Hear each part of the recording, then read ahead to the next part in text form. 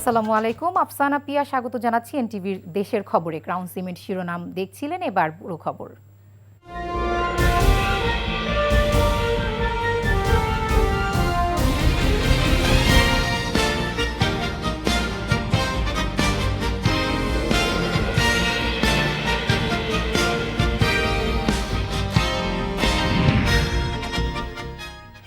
দেশের 1 ইঞ্চি মাটির সম্মান কারো কাছে বন্ধক রাখা হবে না মন্তব্য করে জামায়াতে ইসলামের আমির ডাক্তার শফিকুর রহমান বলেছেন, জীবন যাবে তবুও অন্যায়ের কাছে মাথা নত করবে না তার দল।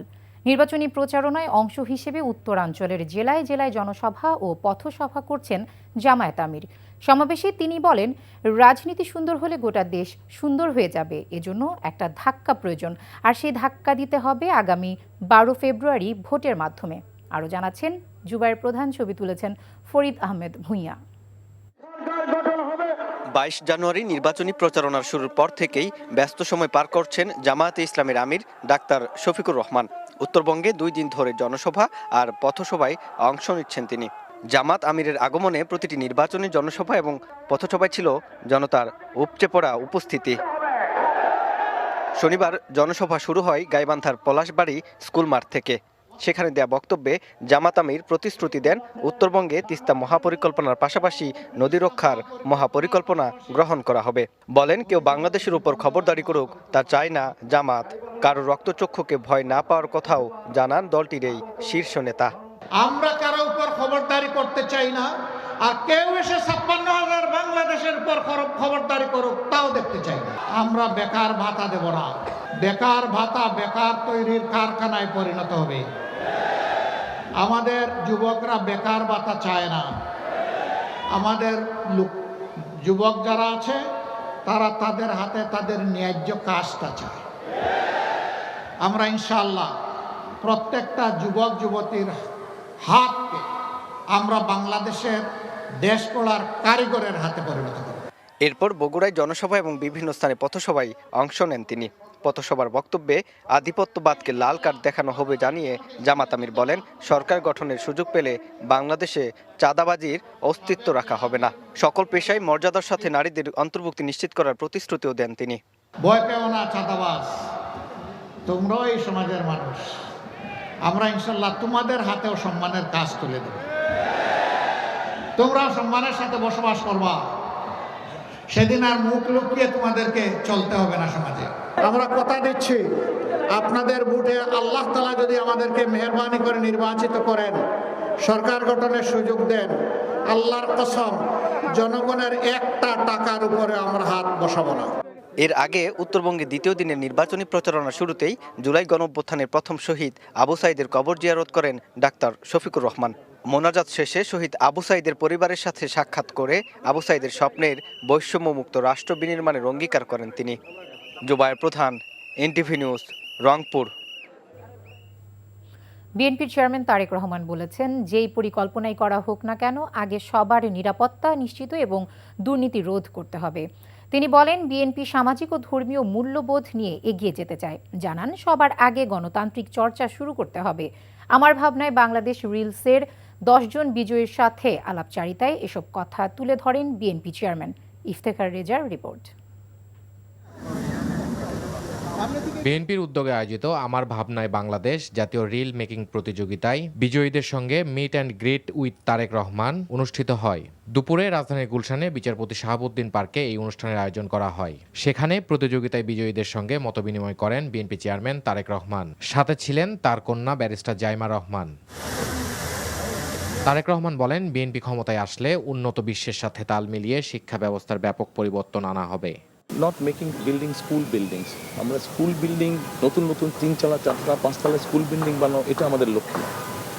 বরং ওই বাজেটটা দিয়ে আমরা আমাদের প্রাইমারি টিচারদেরকে মোর কোয়ালিফাইড করতে চাচ্ছি, মোর ট্রেনিং দিতে চাচ্ছি তাদেরকে, যেই ট্রেনিংটার মধ্যে একাডেমিক ট্রেনিং থাকবে। এ সময় তারেক রহমানের ভাবনায় উঠে আসে সবার আগে প্রয়োজন গণতান্ত্রিক চর্চা। ডেমোক্রেসি প্র্যাকটিস করতে হবে। আমরা ডেমোক্রেসি যত বেশি প্র্যাকটিস করবো এভরি লেভেল, শুধু যে জাতীয় সংসদ নির্বাচন তা না, আমরা ইউনিয়ন পরিষদের মেম্বার, ইউনিয়ন পরিষদের চেয়ারম্যান, পৌরসভার চেয়ারম্যান, পৌরসভার মেম্বার, আমরা এইখানে যত ডেমোক্রেসি প্র্যাকটিস করব তখন হবে কি আস্তে আস্তে সেই মানুষগুলোই সামনে বেরিয়ে আসবে যারা অ্যাকচুয়ালি মানুষের জন্য কাজ করতে চায়। আগামী বাংলাদেশ গঠনের ক্ষেত্রে সামাজিক ও ধর্মীয় মূল্যবোধ নিয়ে এগোতে চায় বিএনপি, এমনটাই জানান তিনি। আলাপকালে উঠে আসে শিক্ষা, দুর্নীতি সহ দেশের নানান সমস্যার কথা। তারেক তনয়া জাইমা রহমানের ভাবনায় সামাজিক ও পারিবারিকভাবে সচেতনতাই পারে সাইবার বুলিংয়ের মতো ঘটনা কমাতে। ডিজিটাল এডুকেশন যদি করা হয়, যে শেখানো হয় যে আচ্ছা ঠিক আছে নিজেকে ঠিকঠাক মতো কীভাবে রাখা যায়, মানে ওই যে হ্যাকিংও তো অনেক হয়, কিন্তু আমাদের বোঝা উচিত ঠিক আছে সিস্টেমগুলো হ্যাকিং, রিপোর্টিং কীভাবে হয়, রিপোর্টিংয়ের সিস্টেম হয়তো বা করতে লাগবে। তবে কমিউনিটি ডেস্ক যদি করা যায় তো হয়তো বা যদি এলাকায় যদি কিছু ঘটে তাহলে ওখানে এলাকার মানুষরাই ওইভাবে মানে জিনিসটাকে ম্যানেজ করতে পারবে। বিদেশে জনশক্তি রপ্তানিতে সঠিক প্রশিক্ষণের পাশাপাশি ক্ষুদ্র ঋণ দেওয়ার কথাও জানিয়েছেন BNP chairman Tarique Rahman. Iftekhar Reza, NTV news, Dhaka. আজ সন্ধ্যায় চট্টগ্রামে যাচ্ছেন বিএনপি চেয়ারম্যান তারেক রহমান। কাল পোলো গ্রাউন্ড মাঠে বিএনপি আয়োজিত নির্বাচনী জনসভায় বক্তব্য দিবেন তিনি। তার সফর উপলক্ষে সব ধরনের প্রস্তুতি নিয়েছে স্থানীয় বিএনপি। উৎসাহ উদ্দীপনার কমতি নেই নেতাকর্মীদের মধ্যে। চট্টগ্রাম থেকে ফেরার পথে ফেনী, কুমিল্লা সহ বেশ কয়েকটি জনসভায় বক্তব্য রাখবেন তারেক রহমান। বিস্তারিত ডেস্ক রিপোর্টে।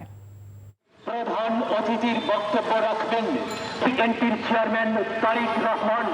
২০ বছরেরও বেশি সময় পর চট্টগ্রাম যাচ্ছেন বিএনপি চেয়ারম্যান তারেক রহমান। তার আগমন উপলক্ষে পলো গ্রাউন্ড মাঠে তৈরি করা হয়েছে বিশাল মঞ্চ। নগর জুড়ে শোভা পাচ্ছে বিলবোর্ড আর ব্যানার। পাশাপাশি দলের চেয়ারম্যানকে বরণ করতে বেশ কিছুদিন ধরে মিছিল, মিটিং সহ নানা কর্মসূচি পালন করছেন স্থানীয় নেতাকর্মীরা। দলের বাইরেও বিপুল সংখ্যক সাধারণ মানুষ এই জনসভায় যোগ দিবেন বলে জানিয়েছেন বিএনপি নেতারা। তারেক রহমান সাহেব ওনার বাংলাদেশ নিয়ে, চট্টগ্রাম নিয়ে কী প্ল্যান আছে সেগুলো অবশ্যই উনি বলবেন এবং উনি একটা সুন্দর বার্তা চট্টগ্রামবাসীর জন্য দিবেন। সমাবেশের নগরীতে পরিণত হবে, মিছিলের নগরীতে পরিণত হবে ইনশাআল্লাহ। নতুন বাংলাদেশ কিভাবে হবে উনি একটি মেসেজ সারা বাংলাদেশকে দেবে। চট্টগ্রাম থেকে ফেরার পথে ফেনী সরকারি কলেজ মাঠে নির্বাচনী জনসভায় বক্তব্য রাখবেন তারেক রহমান। জনসভায় ফেনী ও এর আশপাশের জেলা বিএনপির নেতাকর্মীরা যোগ দিবেন। ওনার মাতা যেভাবে চেষ্টা করছেন, আমার বলা লাগবে না, উনি নিজেই ফেনীর উন্নয়ন সম্পর্কে খুব সচেতন থাকবেন। আমরা ওনাকে বলেছি যে আপনি ওপেনলি আর মায়ের জেলা এবং এই দেশের জন্য কি করবেন, ওনার মুখেই শুনবেন। আগামী 12 তারিখে নির্বাচন, সবকিছু মিলেই আগামীকালকের যে জনসভা ইনশাল্লাহ সেটা জনসমুদ্রের রূপ নেবে। ওয়ালিউল্লাহ ওলি, এনটিভি নিউজ ডেস্ক। নির্বাচন ঘিরে সারা দেশে প্রচারণায় ব্যস্ত সময় পার করছেন বিভিন্ন রাজনৈতিক দলের প্রার্থীরা। ভোটারদের দাঁড়ে দাঁড়িয়ে গিয়ে নানা প্রতিশ্রুতি দিয়ে ভোট চাচ্ছেন তারা। বিস্তারিত ইমরুল কায়েসের ডেস্ক রিপোর্টে। ঠাকুরগাঁয়ে নির্বাচনী গণসংযোগ করেছেন বিএনপি মহাসচিব মির্জা ফখরুল ইসলাম আলমগীর। এ সময় তিনি বলেন, দাঁড়িপাল্লা নিয়ে যারা ভোট চাচ্ছে তারা বাংলাদেশের স্বাধীনতার বিপক্ষে ছিল। আমরা ধানের শীষে লোকেরা আপনাদের পাশে উঠতেও ছিলাম, এখনো থাকবো ইনশাআল্লাহ। মন্দির, মসজিদ, মাদ্রাসা, স্কুল এইগুলোতে আমরা উন্নত করবো ইনশাআল্লাহ। মা বোনদের কাজের ব্যবস্থা করব, আমার ছেলেদের কাজের ব্যবস্থা করব। উৎসবমুখর পরিবেশে চট্টগ্রামে নির্বাচনী প্রচারণায় প্রার্থীরা। নগরীর আগ্রাবাদে প্রচারণা করেন চট্টগ্রাম 11 আসনের বিএনপি প্রার্থী আমির খসরু মাহমুদ চৌধুরী। এ সময় ধানের শীষের পক্ষে ভোট দেওয়ার আহ্বান জানান তিনি। একই সময়ে চট্টগ্রাম 9 আসনের জামাতের প্রার্থী ডক্টর AKM ফজলুল হক গণসংযোগ করেন চকবাজার এলাকায়। দেশ বাঁচাতে গণভোটে হ্যাঁ এবং দাঁড়িপাল্লায় ভোট চান জামাতের এই প্রার্থী।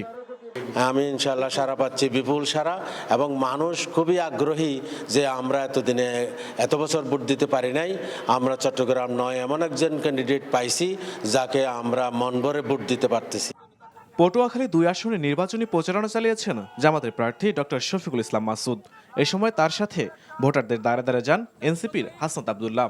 বলেন, 10 দলীয় জোট ক্ষমতায় গেলে দুর্নীতির বিরুদ্ধে কাজ করা হবে। রাজশাহী 2 আসনে গণসংযোগ করেছেন বিএনপি প্রার্থী মিজানুর রহমান মিনু। জামাতের প্রার্থী ডক্টর মোহাম্মদ জাহাঙ্গীর নগরীর ভদ্রার মোড় এলাকায় প্রচারণা চালান। সিলেট 1 আসনে বিএনপির খন্দকার আব্দুল মুক্তাদির, সিলেট 4 আসনে জামাতের জয়নাল আবেদিন গণসংযোগ করেছেন। বরিশাল 5 আসনে বিএনপি প্রার্থী মুজিবুর রহমান সরওয়ার, বাসাদের প্রার্থী ডক্টর মনীষা চক্রবর্তী প্রচারণা চালিয়েছেন। এই সময় তারা প্রার্থীদের কাছে নানা ধরনের প্রতিশ্রুতি দেন। ময়মনসিংহের গাঙ্গিনারপাড় এলাকায় দাঁড়িপাল্লায় ভোট চান জামাতের প্রার্থী কামরুল হাসান। নওগাঁয় ভোটারদের কাছে যাচ্ছেন বিএনপি ও জামাতের প্রার্থীরা। নরসিংদী 1 আসনে বিএনপি প্রার্থী খায়রুল কবির খোকন নির্বাচনী প্রচারণা চালিয়েছেন। সমৃদ্ধ ও নিরাপদ রূপসা, তেরোখাদা, দিঘলিয়া গড়ার অঙ্গীকার করে ভোটারদের কাছে নির্বাচনী ইস্তেহার ঘোষণা করেছেন খুলনা 4 আসনের বিএনপি প্রার্থী আজিজুল বারী হেলাল। রাঙামাটিতে বিএনপি প্রার্থী অ্যাডভোকেট দীপেন দেওয়ান গণসংযোগ করেছেন। একই সময়ে বিপ্লবী ওয়ার্কার্স পার্টির প্রার্থী জুই চাকমা লংগদু উপজেলায় প্রচারণা চালিয়েছেন। গণসংযোগ করেছেন জাতীয় পার্টির প্রার্থী অশোক তালুকদার।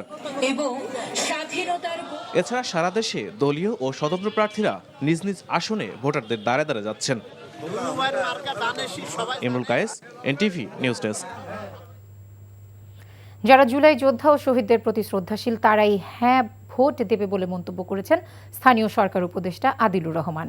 জুলাই যোদ্ধাদের আত্মত্যাগ বাংলাদেশের ইতিহাসে গৌরবোজ্জ্বল অধ্যায় বলেও মন্তব্য করেন তিনি। উপদেষ্টা বলেন, স্বৈরাচারের দোসর ছিল যারা, তাদের অবস্থান আলাদা। দেশের জনগণ তাদের ভালোভাবেই চেনেন। গণতন্ত্র, ন্যায় বিচার ও শহীদদের আদর্শের পক্ষে অবস্থান নেয়া সময়ের দাবি মাত্র। সকালে বগুড়া জেলা প্রশাসকের কার্যালয়ে মতবিনিময় সভায় তিনি একথা বলেন।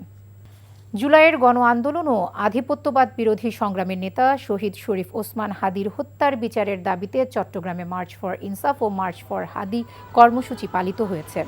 দুপুরে নগরীর জমিয়তুল ফালাহ মসজিদ প্রাঙ্গণ থেকে বাংলাদেশপন্থী জনতার আয়োজনে একটি বিক্ষোভ মিছিল বের হয়। মিছিলটি নগরের বিভিন্ন গুরুত্বপূর্ণ সড়ক প্রদক্ষিণ করে পুনরায় মসজিদের সামনে এসে এক পথসভায় মিলিত হয়।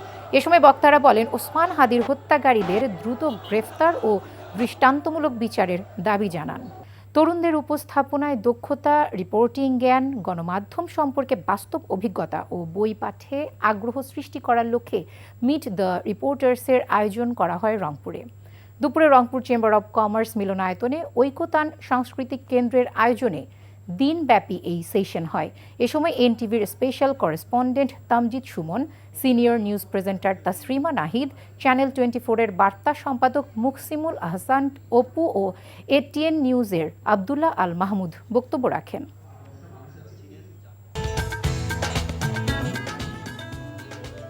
এই ছিল দেশের খবরে। এই খবরে ভিডিও সহ আপডেট জানতে ভিজিট করুন এনটিভি অনলাইন www.ntvbd.com। এছাড়াও এনটিভির জনপ্রিয় সব অনুষ্ঠান ও খবরের আপডেট জানতে ভিজিট করুন আমাদের ইউটিউব ও ভেরিফাইড ফেসবুক পেজ। 6টায় ইভিনিং নিউজ দেখার আমন্ত্রণ রইল। ধন্যবাদ সবাইকে।